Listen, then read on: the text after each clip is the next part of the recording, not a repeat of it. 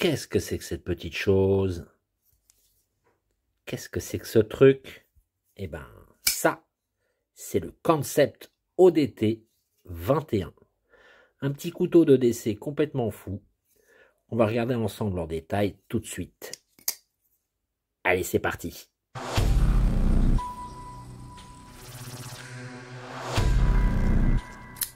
Bonjour à tous, vous êtes sur Lame de Pique, la chaîne des collectionneurs de couteaux. Que vous soyez un accro du flipper ou un fanat du roulement à billes, ou au contraire un blasé de l'ouverture assistée, bienvenue à tous sur Lame de Pique, la chaîne des passionnés du canif. Le Concept ODT 21. Alors ça, c'est un petit couteau de décès fabriqué par Concept, au look un peu futuriste, que le gars de Knife and Steel qualifie de look rétro-futuriste. C'est pas mal, genre, tu sais, un petit peu le genre de couteau qu'on peut s'attendre à trouver dans des films comme Metropolis, Dune, je sais pas, Star Trek, ouais, Star Wars, voilà, enfin, un couteau un petit peu, c'est vrai, un petit peu futuriste, mais en même temps euh, un peu kitsch, quoi, hein, avec ses trous et ce manche Tiger Stripe, mais un couteau très très bien fabriqué et qui a plein de petites qualités que je vais te montrer tout de suite. Alors, ce petit ODT 21, c'est un couteau qui est fabriqué par Concept. Concept, c'est une grosse compagnie chinoise de production de couteaux qui existe depuis une vingtaine d'années. Leur slogan, c'est « We don't just make knives, we make knives better ». On ne fait pas seulement des couteaux, on les fait mieux. Et c'est une boîte qui existe depuis une vingtaine d'années, qui est très connue parce que d'abord, c'est des sous-traitants pour beaucoup de grandes marques de couteaux. Et puis, ils sont un petit peu spécialisés dans ce look de couteau très futuriste. D'ailleurs, ils expliquent que leur logo s'est inspiré d'un ovni. Et leur modèle de couteau, c'est toujours des couteaux un petit peu futuristes, oui, sortis de films de science-fiction, des couteaux d'aliens. C'est vraiment pas les couteaux les plus discrets, mais tu as eu des grands succès, hein, comme là le Fenrir, qui a été, ça, je crois qu'ils l'ont décliné à une quinzaine de versions, dans une quinzaine de versions différentes, et qui est un couteau génial, hein.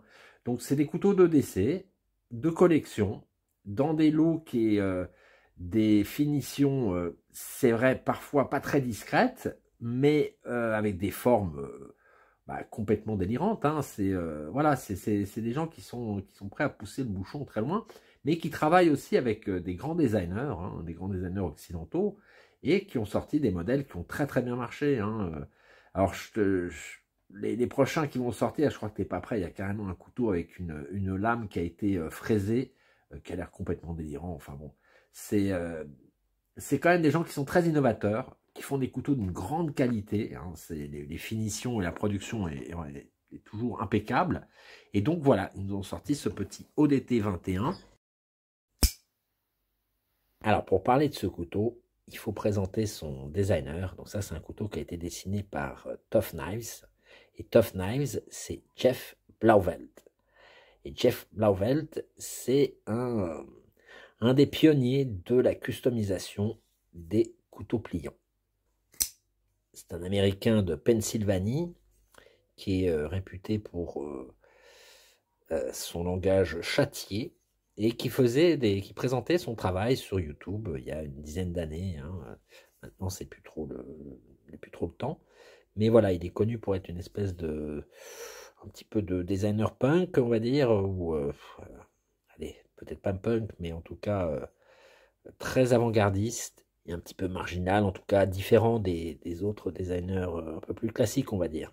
Et c'est un designer important dans le monde du couteau pliant et du couteau custom, parce que ça a été un pionnier sur vraiment la customisation et les petites modifications qu'on a commencé à apporter au couteau pliant il y a une quinzaine d'années, hein.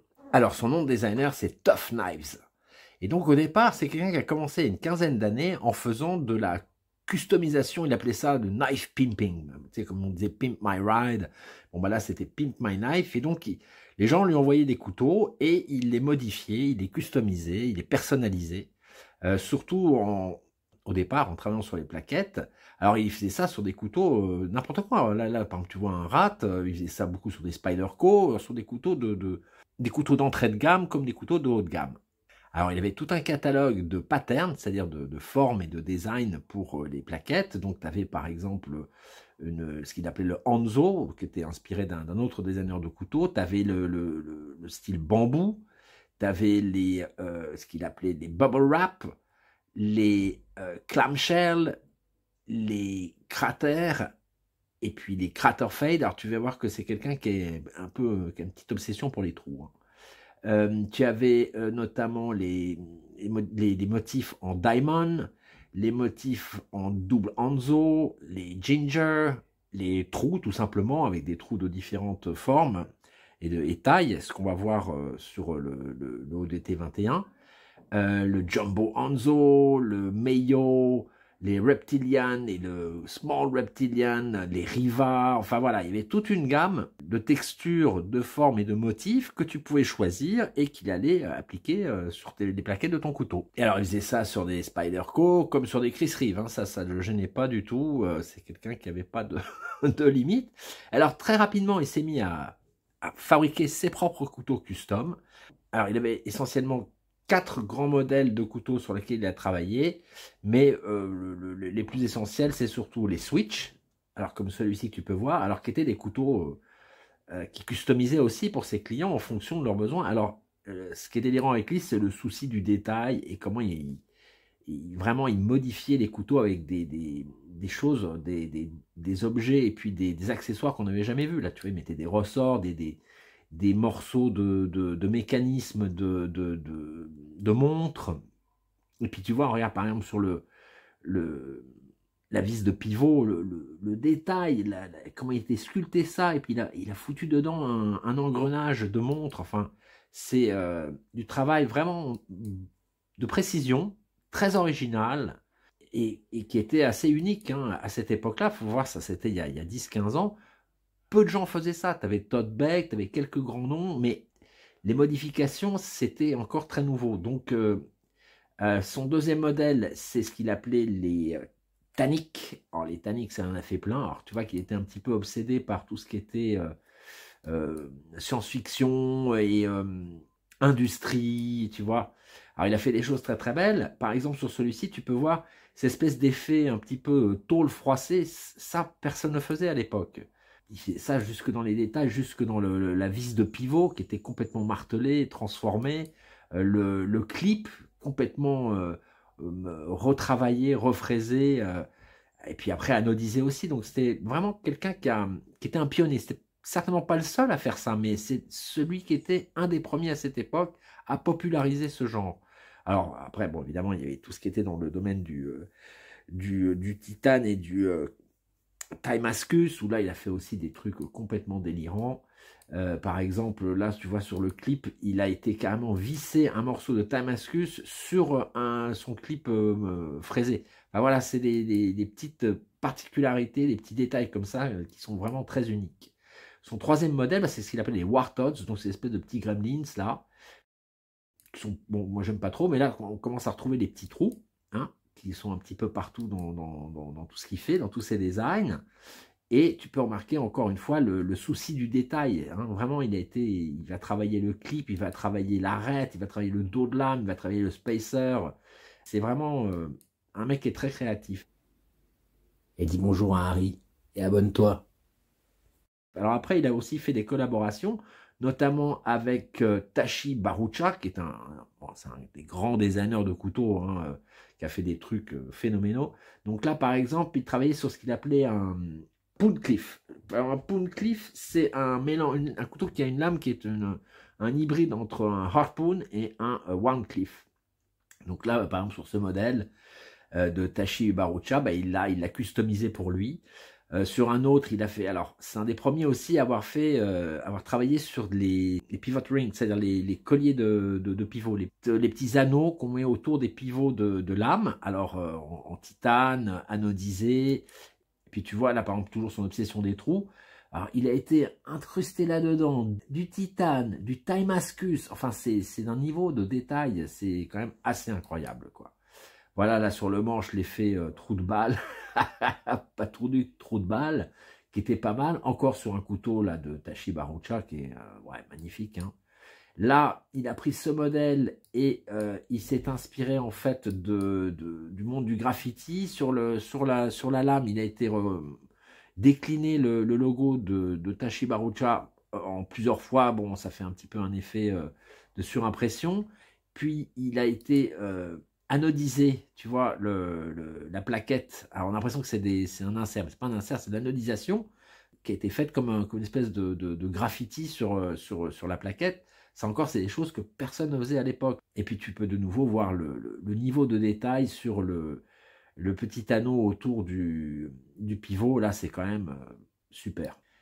Pareil sur ce tannique, là, c'est quand même un travail exceptionnel. Tu vois, il a été fraisé, transformé, cette espèce de petite ouais, de mitre qu'il a ajouté. Et puis alors, le clip, il l'a retravaillé. On a l'impression que c'est chiffonné, tu sais. Et alors, il expliquait aussi que sur cette plaquette, il a été anodisé point par point pour donner cet effet, tu vois, un petit peu de mur criblé de balles ou de mur qui se décrépit. C'est quand même un travail assez exceptionnel et unique. Alors voilà, on retrouve bien son obsession pour les trous. Et puis ce modèle de Tannic, il a fini par attirer l'attention des grands fabricants de couteaux comme WeKnife, avec lequel il a développé une collaboration, par exemple pour ce modèle, le Envisage, qui est directement inspiré de ce qu'il faisait avant sur ses Tannic. On retrouve les petits trous, et puis cette espèce de forme un peu chubby, là, de couteau très, très bizarre. Bon, après, on aime, on n'aime pas, hein, mais c'est quand même des modèles très particuliers, avec des designs recherchés et qui sont très novateurs. Et tiens, bah, comme tu peux voir, par exemple, tout ce qu'on appelait l'anodisation du titane, etc., bah, voilà, il commençait déjà à le faire sur les siens, et ce qui a débouché après, bah, bien sûr, sur notre ODT 21. Plus récemment, il a fait des designs pour Tyconic, avec ce modèle qui est quand même assez magnifique, et qui ressemble beaucoup au Psyop de Vostid, sur lequel il a travaillé aussi. Superbe couteau que je te présenterai bientôt d'ailleurs. Et puis donc chez Concept, ben, il a fait donc cet ODT et puis il a fait aussi le Deadite, qui est un modèle un peu plus classique, on va dire, qui est assez joli, qui est encore quelque chose d'assez réussi. Alors, on est sur un couteau qui fait, allez, on est sur du 19 cm pour 140 grammes. Hein, c'est un gars qui est pas léger, parce qu'il a une grosse lame de 3,5 mm. Très belle lame drop point, finition satinée magnifique. Alors l'acier c'est du CPM 20 CV. Alors c'est l'équivalent américain du M390, donc c'est vraiment un acier haut de gamme. Hein. C'est un des tops aciers, un acier premium. Très très belle finition. Belle émouture plate, c'est une lame qui est très haute, hein, qui fait plus de 3 cm de hauteur. On a un manche qui est en titane anodisé façon Tiger Stripe. Tu vois, c'est ce pattern, ce look, ce motif, avec des trous sur cette plaquette qui vont alors ajourer un petit peu et enlever un peu du poids. Et sur l'autre côté, ben, il n'y en a pas. Donc c'est un frame lock qui est très bien engagé. Hein. Facile d'accès, très bonne action. Essentiellement, c'est un front flipper. Alors, tu as, oui, un back flipper, mais qui, franchement, est un peu faiblard, tu vois. C'est facile de le louper, bah, déjà, parce que comme c'est un frame lock, souvent, on se trouve à appuyer ici sur la barre du verrou, et donc ça gêne l'ouverture. Et puis, surtout, avec le poids de la lame, voilà, on y arrive si vraiment on fait attention, mais c'est pas la meilleure ouverture. Donc ça, pour moi, c'est l'ouverture de secours. Pour ceux qui sont un petit peu pas trop à l'aise avec le front flipper, qui par contre claque du feu de Dieu. Alors, tu vois, il a cette forme que j'aime beaucoup, en arc. Alors, c'est bien parce que c'est ergonomique, où ça vient bien dans la paume, et puis aussi, ça permet à un couteau qui est en fait un drop point, d'être tout de suite là où on doit couper. Tu vois, on a la pointe qui vient tout de suite en bas sans avoir à prendre des angles incroyables. Donc ça, c'est pour moi un gros avantage pour un couteau de décès. Et puis alors, au niveau du manche, déjà, ce sont des plaquettes qui sont ce qu'on appelle contour, c'est-à-dire que, tu vois, elles sont pas plates, hein. Tu vois, elles sont bombées, donc tu as un meilleur confort. Alors, c'est un couteau qui n'est pas très grand, on a dit 19 cm, mais moi, avec mes mains de pianiste classique, eh ben, je le tiens à 4 doigts. Et puis en plus, comme tu as ici le talon, le cul du manche qui a cette forme un peu en biseau, de toute façon, si tu avais un peu de mal, tu pourrais encore venir te positionner à l'arrière. Mais on est d'accord, c'est un petit couteau, on n'est pas encore sur de pleine taille qui serait à partir de 20 cm pour moi. Par contre, c'est un manche qui est en fait, donc, oui, relativement épais, enfin correct, mais qui n'est pas très haut. Donc c'est un manche qu'on a bien en main, et surtout, ça permet, tu vois, au niveau de la coupe, de ne pas avoir les doigts qui touchent tout de suite avant la lame. La lame, comme elle est très haute et qu'elle a cette inclinaison, eh ben, on a une bonne surface de coupe avant que les doigts viennent gêner. Donc ça, c'est pas mal. D'autre part, on a ce clip, alors qui n'est pas réversible, qui n'est pas vraiment deep carry non plus, mais bon, je suis pas sûr que ce soit ce type de couteau qu'on va porter vraiment, tu vois, en deep carry. Ça, c'est quand même un couteau de collectionneur et de gars qui veut montrer son couteau plutôt que quelqu'un qui va le cacher. Donc, pas réversible. Donc, les gauchers, ben, c'est dommage, mais non. Par contre, aucune visserie, tu vois, c'est vissé de l'intérieur. Hop. Donc ça, c'est très discret. Et d'ailleurs, l'ensemble du manche a très peu de visserie. Tu as le pivot, hein, bien sûr, et puis tu as une vis au cul. C'est tout.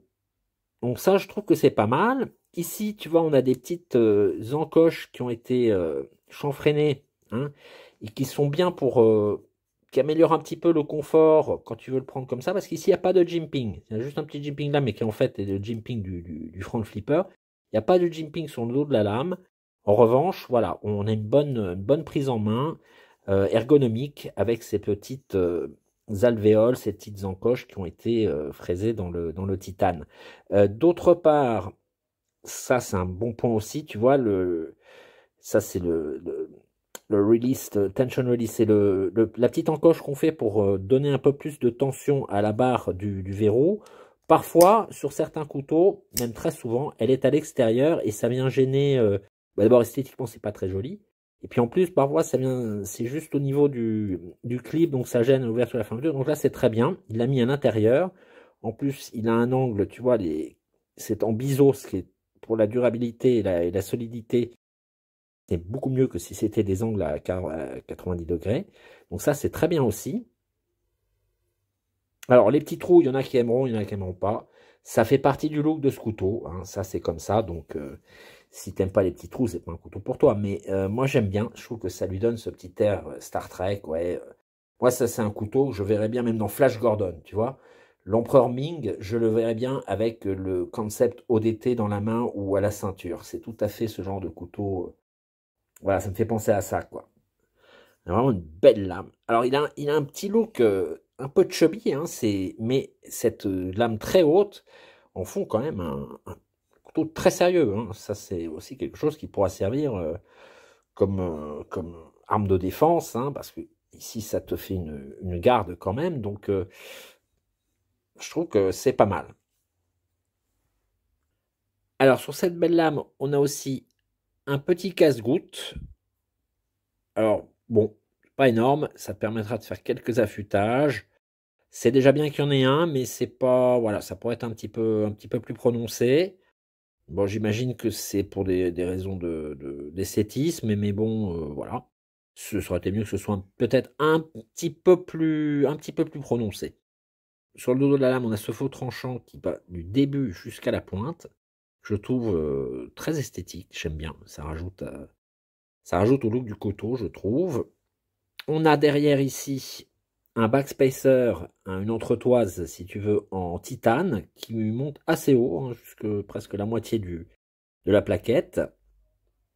Ça rajoute vraiment à la solidité. Alors, c'est un couteau qui fait quand même 140 grammes, hein, donc on est d'accord, c'est fait pour durer, hein. C'est sur roulement à billes, bien sûr, complètement inoxydable. L'acier CPM 20 CV, c'est aussi un acier inoxydable. On a une très bonne action. Alors, c'est presque drop shot, hein. Une fois qu'on passe la bille de détente, on est bien. Ça claque bien. Alors, c'est pas le genre de couteau non plus qui va s'ouvrir dans ta poche, hein, parce que ça, absolument impossible à sortir. C'est pour ça que je te dis que c'est pas évident de l'actionner avec uniquement le flipper arrière. Mais on a toutefois une ouverture très dynamique, hein, avec une bonne rétention au départ. Et ça claque vraiment bien. C'est très agréable. Je trouve que c'est un couteau qui a vraiment de belles lignes, hein. Quand on le regarde comme ça, sous différents angles, on s'aperçoit qu'il a été vraiment bien pensé. Très esthétique. Tu vois, c'est élégant. Des lignes très pures. Alors, oui, c'est pas le plus discret, on est d'accord, hein, mais ça reste néanmoins, je trouve, un couteau bien pensé, tu vois, bien pensé, bien dessiné. On a bien en main, qui reste fonctionnel. J'en suis très content. Les couteaux concept haut de gamme, ça vient dans ce genre de packaging, donc une boîte assez élégante, avec, tu vois, une ouverture comme ça, hop, qui coulisse. Tu as dedans un joli petit étui, un peu différent de ceux qu'on voit d'habitude. Tu as bien sûr la petite littérature habituelle avec les pubs et puis les le petit chiffon. Hop, tu ouvres et tu as accès à ton couteau. Alors c'est un couteau qui existe en 5 modèles, hein, avec donc des plaquettes différentes, des lames soit en damas, soit en black wash.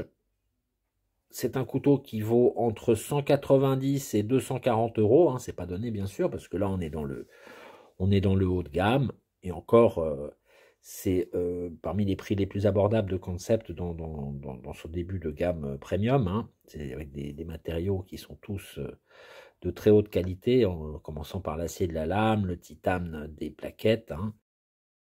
Alors, pour moi, c'est d'abord un couteau de collectionneur, hein, mais on peut également s'en servir en ODC, ça, il n'y a pas de problème. Bien sûr, c'est pas donné, c'est sûr, mais ça, c'est quand on commence à rentrer dans les couteaux premium, c'est jamais donné. C'est des couteaux qui sont fabriqués avec beaucoup d'attention, beaucoup de contrôle qualité, avec des tolérances qui sont vraiment très très serrées et avec des matériaux premium. Donc, c'est normal que ça coûte un peu plus cher.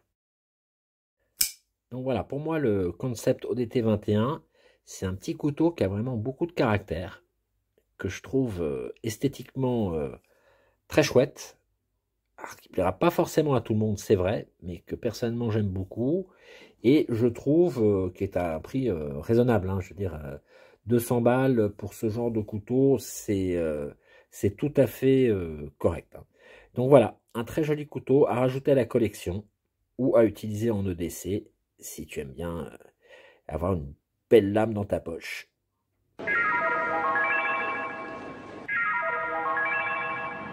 Voilà, j'espère que ça t'a plu. Laisse un commentaire, like, abonne-toi et à très bientôt sur Lame de Pique.